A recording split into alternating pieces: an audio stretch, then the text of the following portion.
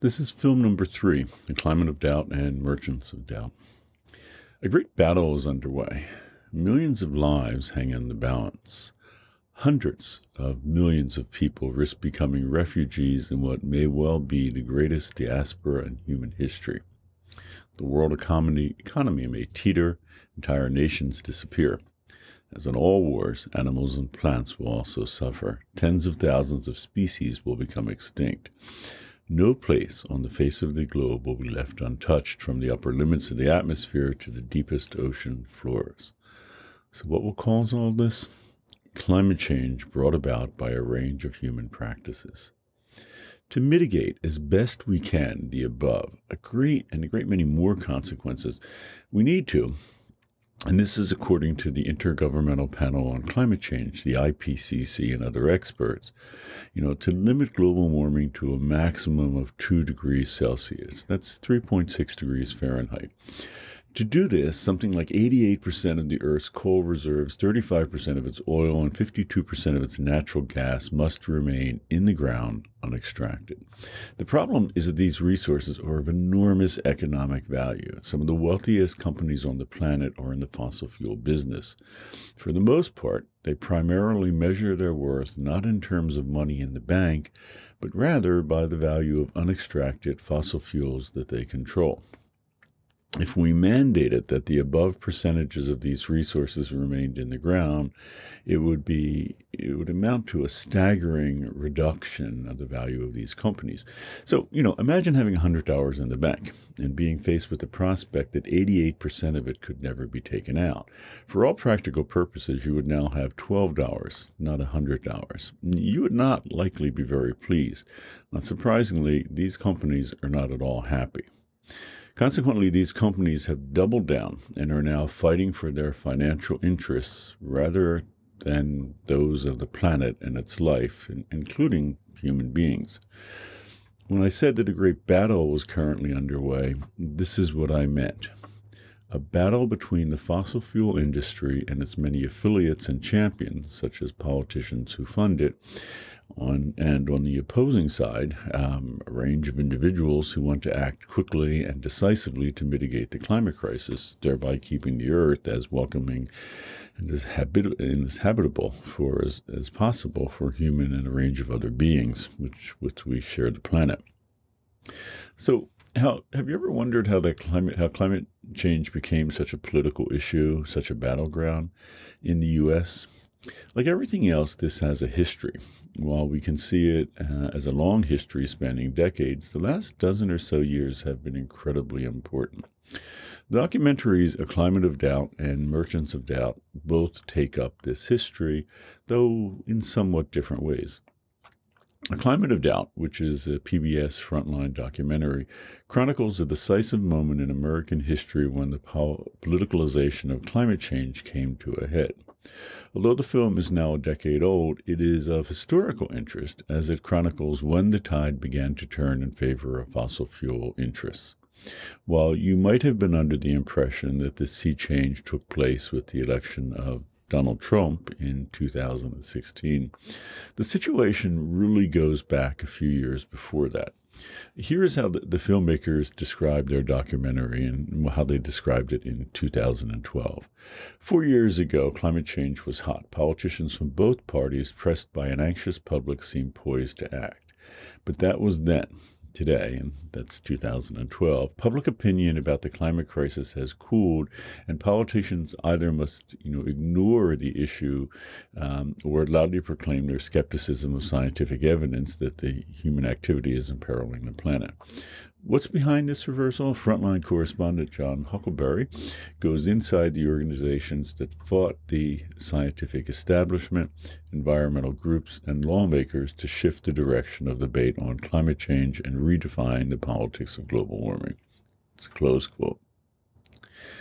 But how exactly is this battle being fought? At first glance, this may seem to be a battle for scientists to wage with the fossil fuel interest. However, the underlying science is no longer seriously in question. As you may have heard, it is repeatedly mentioned in it repeatedly mentions it in a paper introduced, and that paper introduced a few years ago was referenced more in the media than the other on climate change. A 2013 study that looked at roughly 12,000 journal articles dealing with climate change found that 98% of these scientists concluded that climate change is real, underway, and is principally anthropogenic. That's human-caused. Instead, this is largely, as amazing as it may seem, a battle of words, a debate on whether the climate crisis is real or is being staged for the public. Ultimately, as years pass and the real-world consequences of anthropogenic climate change become impossible to deny, fossil fuel companies and their allies will lose this war. However, each year that they sway public opinion away from the truth regarding climate change and are acting on this knowledge, the more severe will be the consequences, as many trillions of pounds of fossil fuels will annually be extracted and burned while we wait. From the point of view of the fossil fuel industry, their goal is to take every last dollar that they possibly can out of the ground before litigation hampers them from doing so. How much will be extracted? Well, quite a bit depends on this debate over the nature and the validity of climate change. What is fascinating here is that there's no real debate. The thousands of scientists researching the issue have concluded beyond any reasonable doubt. And by that I mean, that they certainly no longer debate the issue among themselves, that anthropogenic climate change represents a real, pressing, and significant global danger. Nonetheless, a media spectacle is being staged by fossil fuel interests with the goal of influencing public opinion. Surprisingly, unlike many debates, winning over opinion to one side or the other isn't necessarily the goal here. True. On the one side, scientists would like to convince the public that anthropogenic climate change is indeed real. But as far as climate change deniers are concerned, all that matters is that a broad swath of the public is confused or unsure whether human beings are indeed significantly changing our planet's climate. In this sense, their goal is to create doubt, as an individual doubting the validity and scope of a problem is unlikely to make sweeping life changes and support spending of trillions of tax dollars in an attempt to remedy it. In their 2010 book, Merchants of Doubt, two historians, Naomi Orestes and Eric Conway, explored how effective campaigns of disinformation were waged by tobacco and fossil fuel interests in order to block government interventions in their industries. Surprisingly, as Merchants of Doubt made clear, these two campaigns used some of the same rogue scientists to build their cases. In 2014, a documentary of the same name was made of the book. Here is how the filmmaker describes it, and I'm quoting here. Merchants of Doubt takes audiences on a satirically comedic yet illuminating ride into the heart of conjuring American spin. Filmmaker Robert Kenna lifts the curtain on secretive groups of highly charismatic, silver-tongued pedants for hire who present themselves in the media as scientific authorities, yet have the contrary aim of spreading maximum confusion about well-studied public threats, and that would be ranging from toxic chemicals to pharmaceuticals to climate change, unquote. So I'm curious to hear your thoughts on either one or the other of both of these doubt documentaries and the battle underway for the support in the minds of the American public. As usual with these lectures, class discussion of Merchants of Doubt. Notice that the following observations, which are in italics, have been paraphrased or altered, as they usually are, though I do correct the occasional typo, and because of space concerns, often just part of the comment is reproduced here along with my reply. In working through these, I'll first quote a student's observation, as usual, followed by my thoughts. So, the first observation here. Watching the documentary The Climate of Doubt was so infuriating that I had to pause it halfway through and take a 10-minute walk around my house, trying to fathom how people can be so incredibly selfish. And here's another comment very similar to that. After watching A Climate of Doubt, I'm simply in utter disgust and belief. It was truly hard to watch all 53 minutes of it. It's close quote. Quite a few people found it difficult to travel the world with Leonardo DiCaprio and see the impact of climate change. And some people, quite understandably, found it more than a little tough to watch the documentary about the fire in Paradise, California. But A Climate of Doubt and Merchants of Doubt were difficult to watch for an entirely different reason, as they introduced the cause of the climate crisis that we sometimes ignore. Not greenhouse gases like CO2 and methane, and not human practices like eating beef and driving cars, but another cause, the fossil fuel industry's attempt to deny the climate crisis and keep us in the dark. Even if every person and every government on the planet resolved to do all that we could to solve the climate crisis, we would still be facing an enormous undertaking. Indeed, it would have been an incredible challenge 50 years ago when we first realized that this is the problem.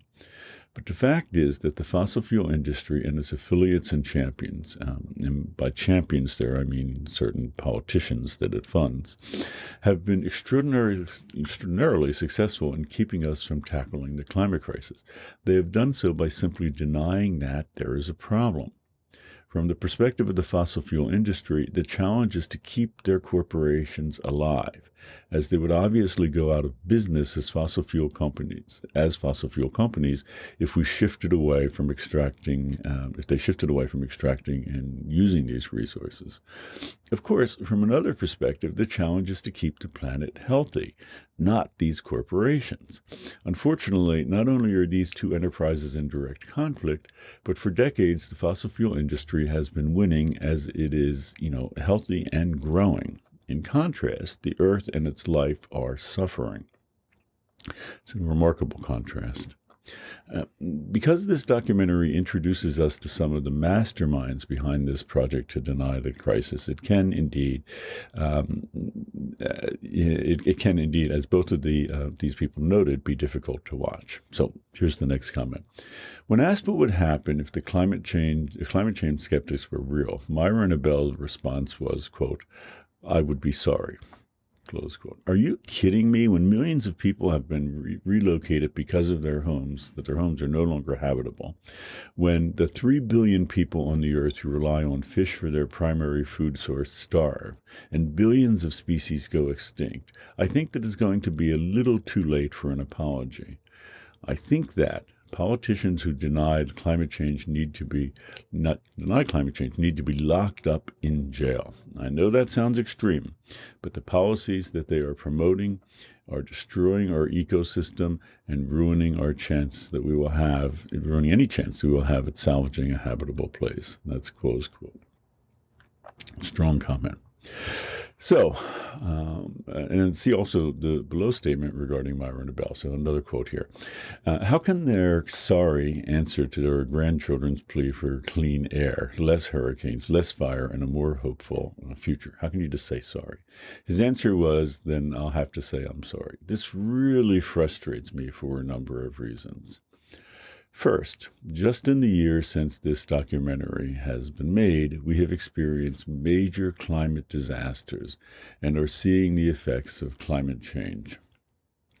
Second, it is infuriating seeing a wealthy old man say that he'll apologize if he's wrong, when he's gotten to live his life. He's not going to feel the effects the way that poor communities are, the way that younger generations are. Close quote. Another powerful statement. Myron Abell, incidentally, has been politically active for a number of decades now. In the 1990s, he worked on the defense of the tobacco industry in an effort to keep it from being regulated. For over 25 years, though, he has been working to deny the climate crisis. In September of 2016, 2 months before he was elected president, Donald Trump revealed that Myron Abell would lead his transition team for the Environmental Protection Agency. And that's, of course, the EPA. Allow me to repeat that. The future of what is arguably the most influential environmental protection organization on the planet was handed over to Myron Abell. Consequently, immediate after Trump was elected, there was considerable speculation that Abell would be appointed as the EPA director. Donald Trump made a number of public statements, often by way of tweets, denying the climate crisis also. However, what went on behind the scenes in his administration with respect to the climate is even more shocking. A prime example would be appointing Myron Abell as the architect of an entirely new environmental protection agency, which denied the validity of the climate change crisis altogether. Shortly after Trump was sworn into office on January 2017, he instructed, and this is a quote here, EPA's communication team to remove the website's climate change page, which contains links to scientific global warming research as well as detailed data emissions. By April of 2017, the Trump administration took down the agency's extensive trove of resources on climate change. When A Climate of Doubt was made, Myron Abell was something of a fringe character in American politics. Just a few years later, he set about making climate change denial the official position of the U.S. government. According to the Environmental Protection Agency itself, that would be according to the Environmental Protection Agency itself, so I really have no words for that. But next comment. While I was always aware that the topic of climate change and the climate crisis was political, I was also unaware of the extent to which politics affected the issue. For the most part, I was under the belief that climate change skepticism was relatively rare and was only such a big issue because a minority of people, and by that being policymakers, members of Congress, and lobbyists, held a large amount of power. While this is true to some extent, I was completely unaware of the sheer number of people who are in the dark about the issue of climate change. Yeah, so close quote.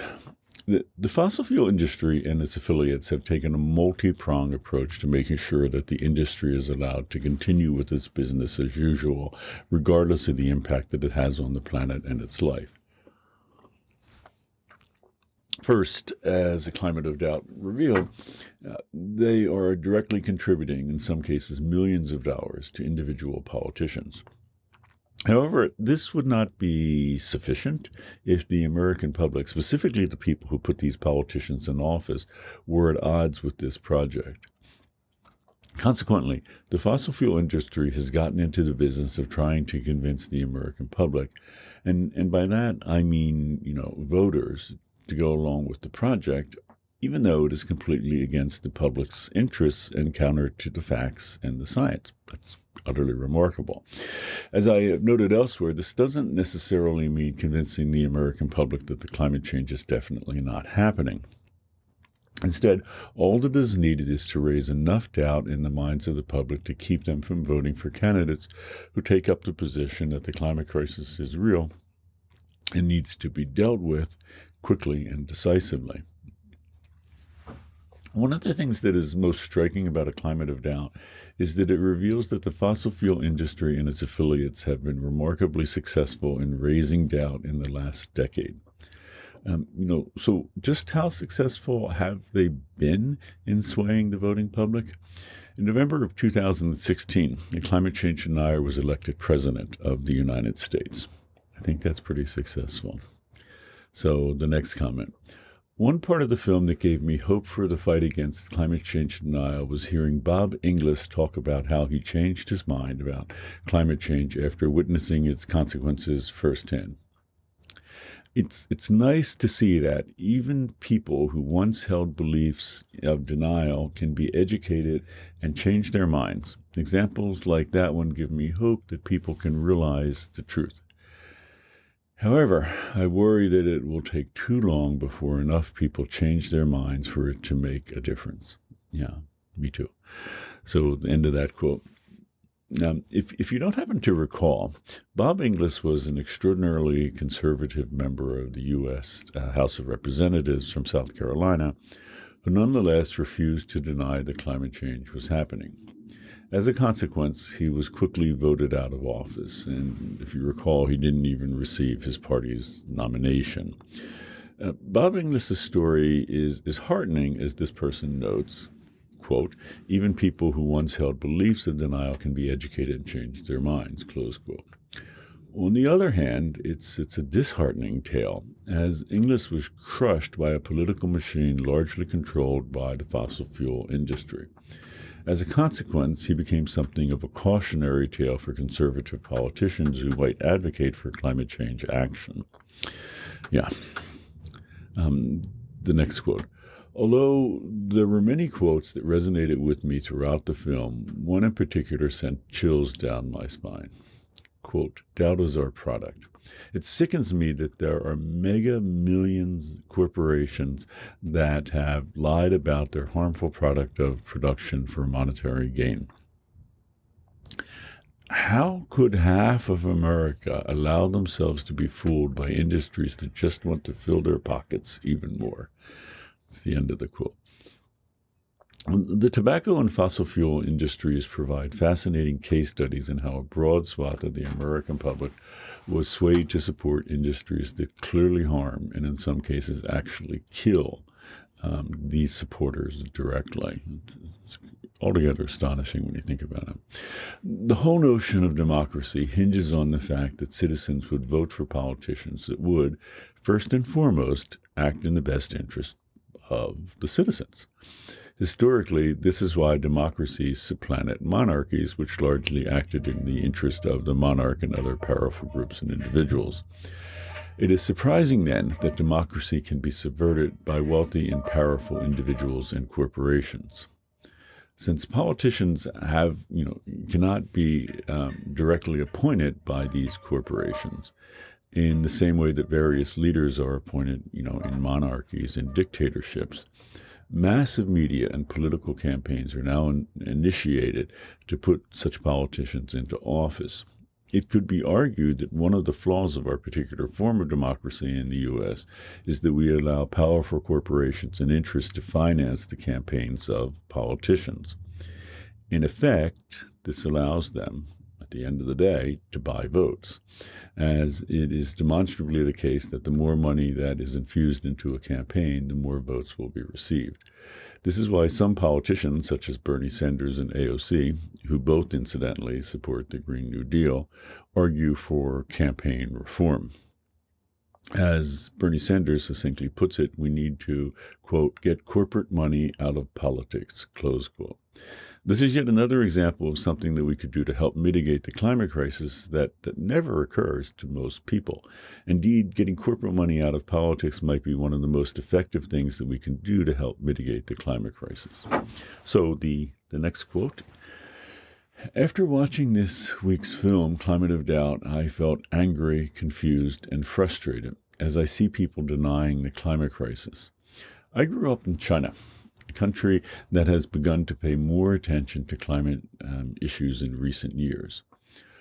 Most Chinese students have developed this awareness of protecting the environment. So,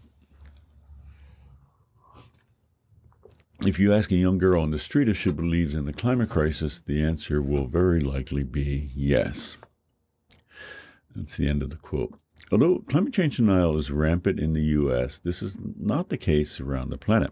Climate change denial is often found in countries that speak English, such as, in addition to the U.S., Canada, England, Australia, and New Zealand.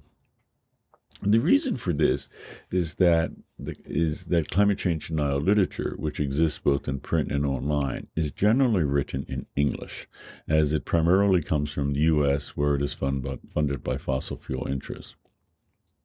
However, in recent years it has spread to some other countries, such as Spain, Finland, Australia, and Germany, arguably in response to the recent rise of nationalism.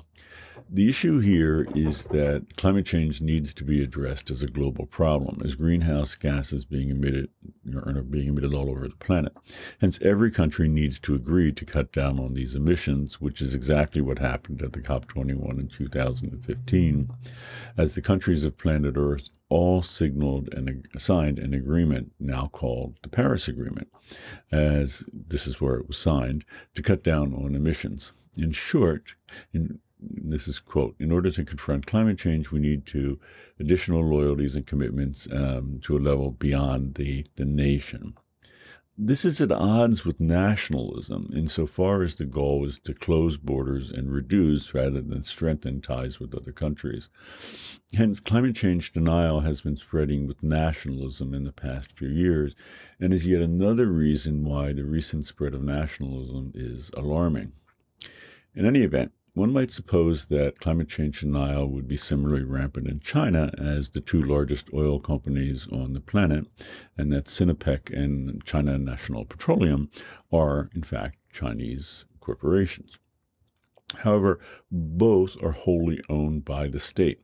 As a consequence, the Chinese government dictates their behavior, which means that they are not allowed to promote climate change denial like Western oil companies. This is an intriguing example of a government response to the climate crisis, as China decided that it is clearly not, in the benefit of its people to deny the crisis. The government is able to act because it is more powerful than corporations in China, even though Sinopec and China National Petroleum are, when measured by revenue, two of the 5 wealthiest companies on the planet. Put this all simply. In China, the government controls corporations, which is arguably just the opposite in the U.S. today. Consequently, with respect to the climate crisis, China is now producing twice as much solar and twice as much wind energy as the U.S. and has made a commitment to cut meat consumption by 50% by 2030. This is not to say that corporations need to be government-owned in order to reel them in. Let's get a drink.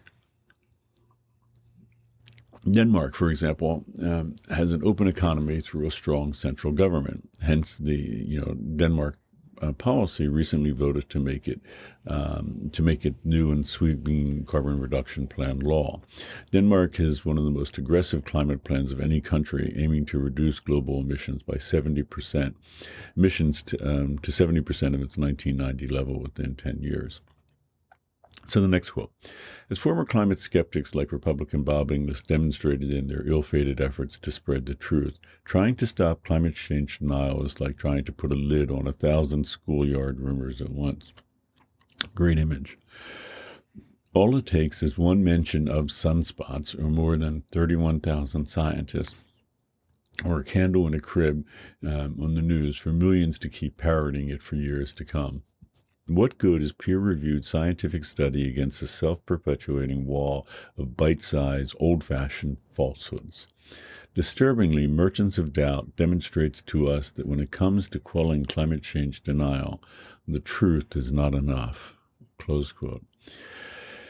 The truth is not enough. What a powerful summation of the problem of climate change denial.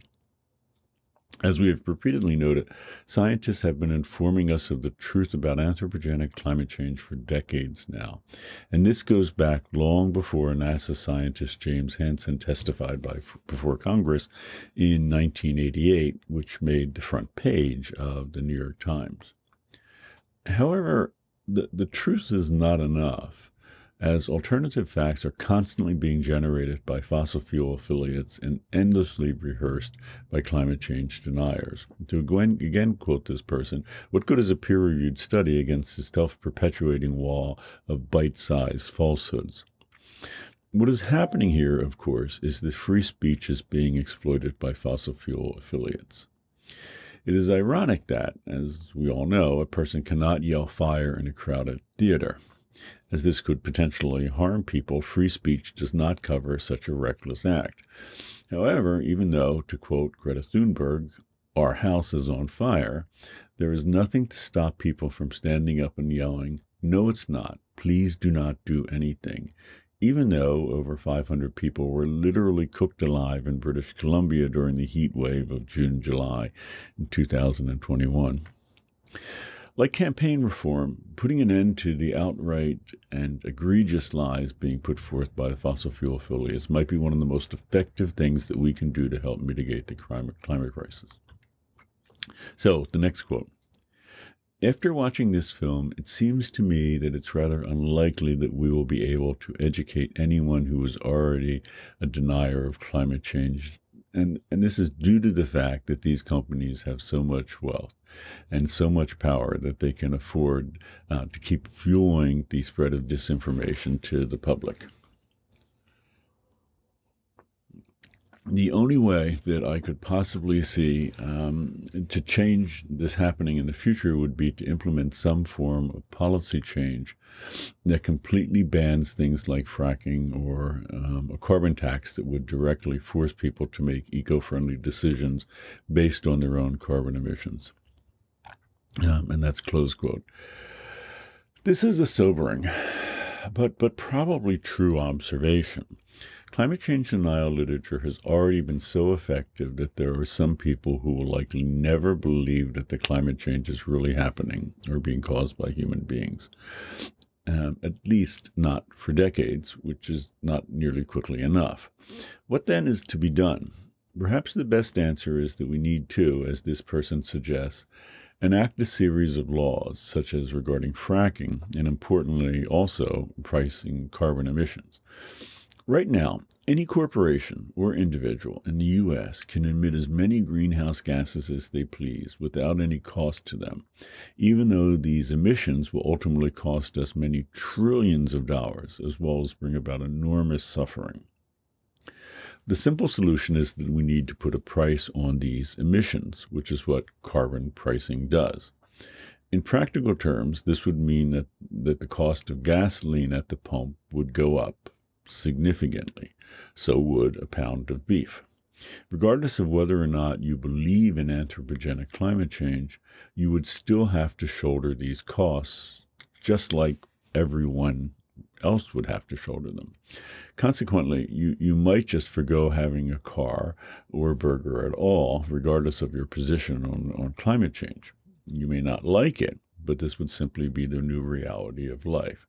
The problem is that climate change denial rhetoric is standing between us and carbon pricing, as not enough U.S. politicians are in office to enact it.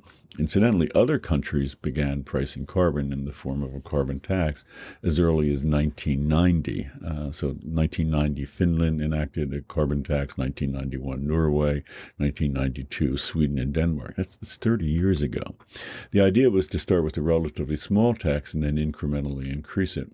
For example, Denmark's carbon tax increased by an average of 1.8% per year from 2008 to 2015. Just something to think about. Okay, thanks.